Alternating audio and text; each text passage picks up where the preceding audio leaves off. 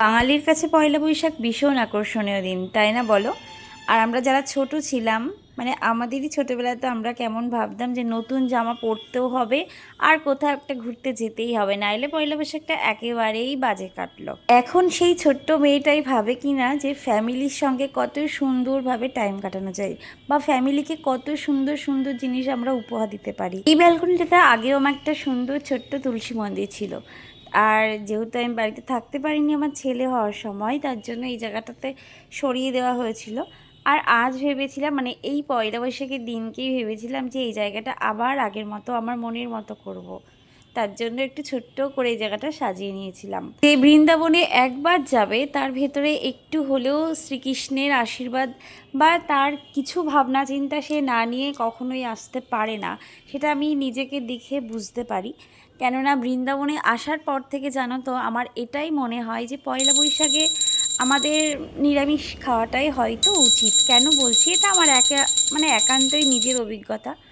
তার কারণ হচ্ছে বৃন্দাবনে কিন্তু একদমই মাছ মাংস নিষিদ্ধ। সে জায়গায় আমরা যদি একটা দিন শ্রীকৃষ্ণের ভাবনা চিন্তা মেনেই, যদি তা বৃন্দাবনের নিয়ম ভেবেই যদি আমরা একদিন নিরামিষ খেতে পারি, সেটা মনে হয় বৃন্দাবনের উপলক্ষে হয়তো আমি কিছু করতে পারলাম। এইটা আমার মনে হয়েছে, যার জন্য আমি প্রথম বছরের প্রথম দিনকে নিরামিষই খেয়েছিলাম।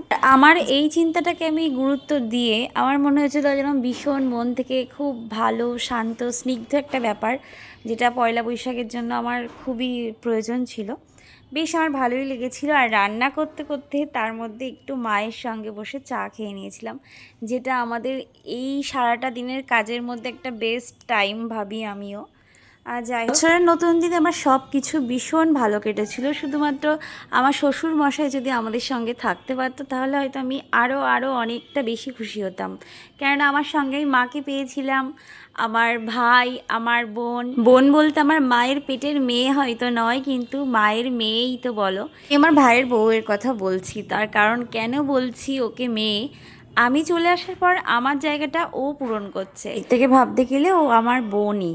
যাই হোক, আমরা সবাই মিলে খুব আনন্দ করেছিলাম। যেটা তোমাদের সাথে ভিডিওর প্রথমেই বলেছিলাম যে আমরা ছোট্টবেলায় কিন্তু সবসময় নতুন জামা না, নতুন জায়গায় ঘুরতে যাওয়াটাও ভীষণ পছন্দ করতাম। তেমনিভাবে আমার বর কিন্তু আমাকে ঘুরতে নিয়ে চলে গেছিলো। তোমরাও আমার মতো কে কে ঘুরতে গেছিলে কমেন্টে অবশ্যই জানিও। আমি কিন্তু ভীষণ এনজয় করেছিলাম, জায়গাটা বেশ ভালো লেগেছিলো। যদি তোমাদের জানতে ইচ্ছা করে এটা কোথায়, তাহলে অবশ্যই আমাকে কমেন্টে জানিও, আমি তোমাদেরকে বলে দেবো। যাক, আজকের মতো টাটা। আর তোমাদের সবাইকে শুভ নববর্ষের প্রীতি ও শুভেচ্ছা। অনেক অনেক ভালো থেকো, নতুন বছর অনেক সুন্দরভাবে কাটিও।